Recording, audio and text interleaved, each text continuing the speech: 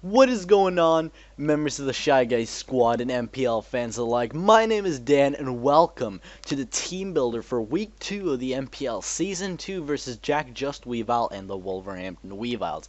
Now, the Wolverhampton Weaviles are quite the scary team, and it's also a divisional battle, so it is a intimidating matchup, and it's a battle that is for the best if we can take home, because that will put us at a high advantage and we will still go undefeated.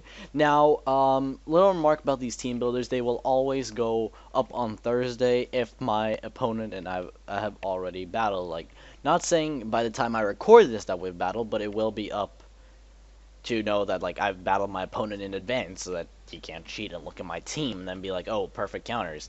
No, that's not going to happen. So I'm going to have a team builder here for you guys today against the Wolverhampton Weaviles, or team builder, team preview. I guess it's more, I don't, what do you want to call it? I'm going to call it team builder, whatever. Now, the Wolverhampton Weaviles, they have quite a scary bench. Because looking at the bench right now, Jack has access to Florges, Heracross, Mega Slowbro, Chansey, Chandelure, Shaman, Archeops, Curum, Meloetta, Garchomp, and Skarmory. Now, on our side, on our bench, we have access to Tornadus-Therian, Zoroark, Mega Medicham, Magnezone, Goodra, Nidoqueen, Blastoise, Chestnut, Cresselia, Cofagrigus, and Armaldo. So those are the teams that we have to clash against each other, and I've put up these 6 mods because I feel like they match up the best against Jack's full roster. Now, what we have here to start off the squad is an Analytic Choice Specs Magnezone with Flash Cannon, Volt Switch, Thunderbolt, and Hidden Power Fire. Pretty standard spread. Flash Cannon just for a majority to hit hard, and just general good stab, and also hits the Garchomp, even like if it switches in on Magnezone, you know, predicting a Volt Switch or anything.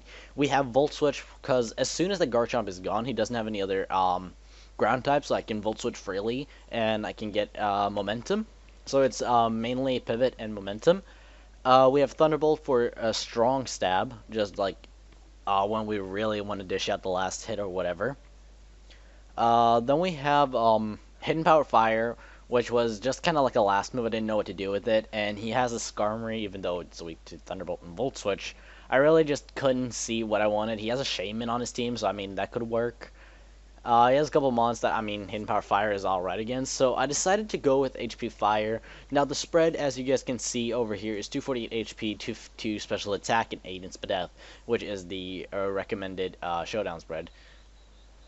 Which is what I ended up going with, and I mean, it didn't really hurt me too bad, and this Magnezone I feel like is going to do a lot of work in tomorrow's match.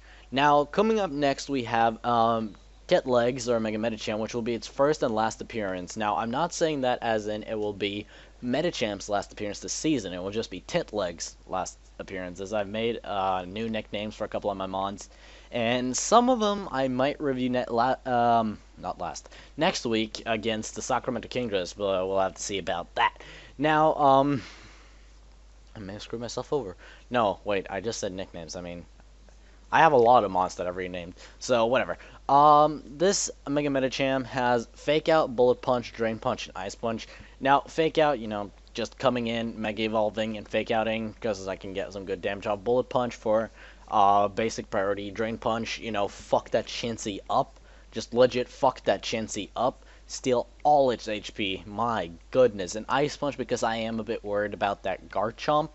Now, if he doesn't bring Garchomp, Ice Punch is going to be so useless. And but the thing is, I couldn't risk him bringing Garchomp. Like, I can't risk that. Fuck it. I can't risk him not bringing Garchomp and running, I don't know, like Thunder Punch for his Slowbro, or whatever else, like Skarmory and Slowbro and a couple other mons. But I cannot risk, that Garchomp won't show up tomorrow. So I'm bringing Ice Punch on Mega Medicham, and if he's Tank Chomp, that's gonna die. If he's Scarf Chomp, I need to catch him on a switch out or a switch in. I should say, in one way, shape, or form. And so that's Mega Medicham. Now, next up we have Marie here, Nidoqueen. Maria is here with a Black Sludge. She's a defensive variant with 160 HP and 240 defense. She's meant to be able to take most physical hits, even like earthquakes from Tank Chomp. She can easily sponge up.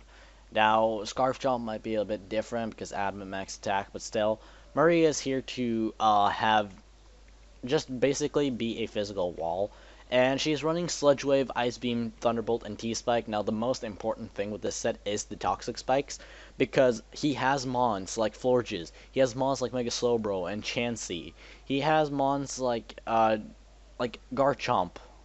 He now has Meloetta and Kyurem. They all get affected by it, and they're all terrifying opponents. So putting him on a timer is going to be very useful for me. And Sludge Wave was a last minute change that I just did a little bit ago, because I saw that I on this set originally I had Stealth Rock, Ice Beam, Thunderbolt, and Toxic Spikes, but I have another mon with Stealth Rock coverage, so I thought to myself that and I was also going off, like in this league I go off to some of the other coaches, talk a little bit about some sets, and ask them for some feedback, maybe bounce off some ideas and see what they think.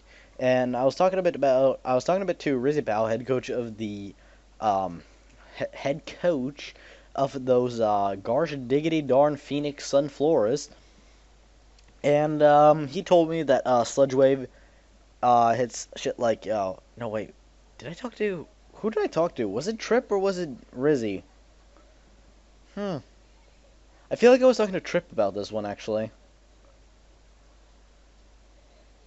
Well, I'm fucking up right now, but I was talking to either Trip or Rizzy, one of the two. Either the head coach of the Phoenix Sunfloras or the head coach of the Dallas Doravias.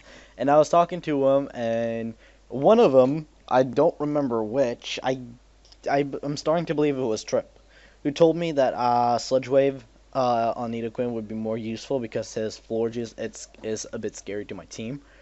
So I decided to go with it, and it also hits like a couple of mods. It's immune. Skarmory I have Thunderbolt for if it wants to switch in on me, and I have good coverage. Ice Beams for the Chomp, of course.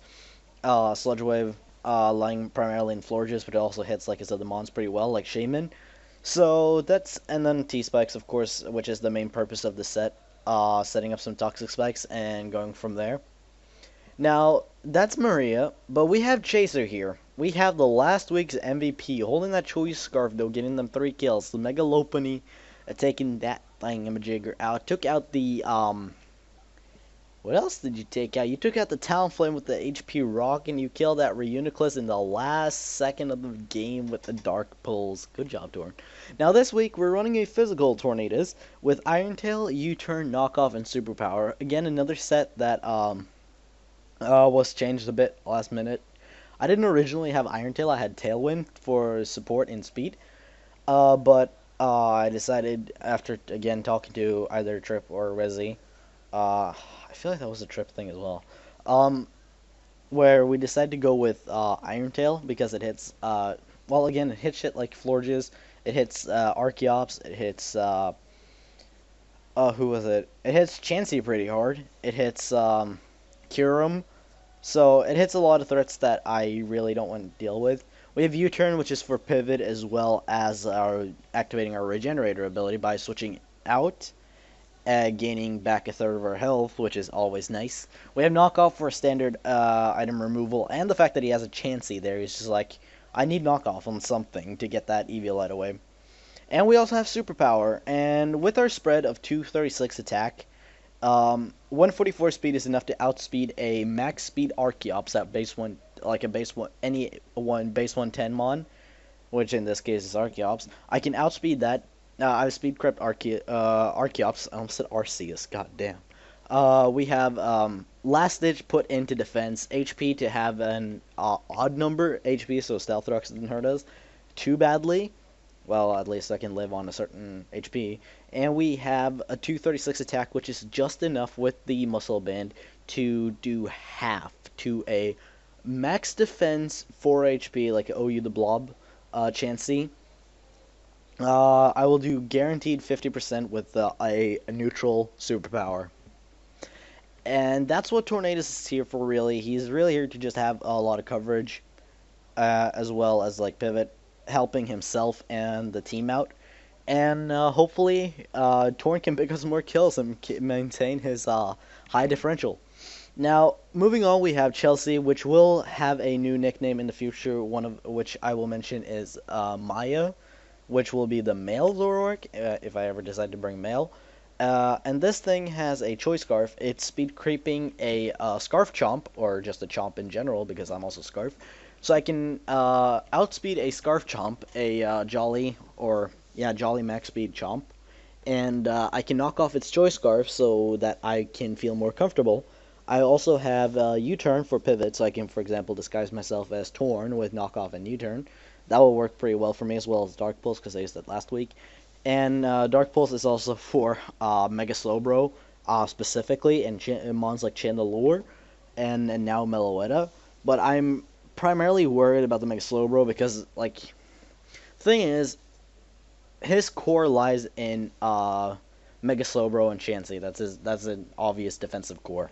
Now, the thing with this defensive core is, if one falls, I can take down the other as well. So, say if certain conditions are met and I knock out the Chansey, he doesn't have a proper, like, he has some, but he doesn't have a proper switch into a strong special attack. Especially if, for example, Zoroark is disguised as something else and it goes for Dark Pulse against a Slowbro. He doesn't have like something to switch out again to. So that's why Zoroark with the Choice Scarf and having physical and special attacks, so I'm really happy with it. It has it's the primary thing about a spread is I want to invest more into special attack. That's mainly the reason for it, but its speed is to speed creep a Chomp, a max speed Chomp, and the attack was to have some power in knockoff and U-turn. Now, last but not least, we have Fortissimo, Armaldo, who forced Dench to go for Defog last week. That apparently made top 5 plays, but you know, that's fine by me. Now we're running the same Armaldo as we ran last week against Dench, with Stealth Rock, Rapid Spin, Knockoff, and Rock Slide.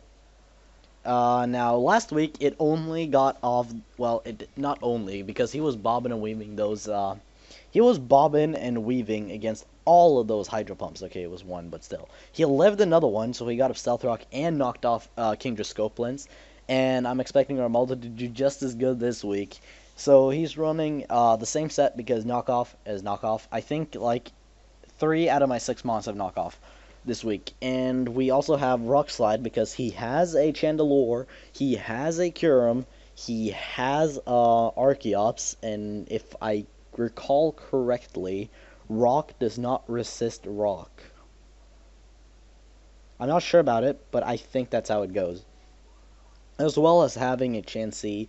He has a Heracross, and Rock Slide will do neutral to that, so Armaldo is primarily here for Stealth Rock still. And that is the team we have this week. We have Magnezone, Mega Medicham, Nidoqueen, Tornadus-Therian, Zoroark, and Armaldo. And that will be the team builder for this week. And I hope you guys have enjoyed. If you have, don't forget to hit that like button down below and show your support to the St. Louis Sableyes. And I'll see you guys tomorrow with the MPL Week 2 versus the Wolverhampton Weaviles. Goodbye.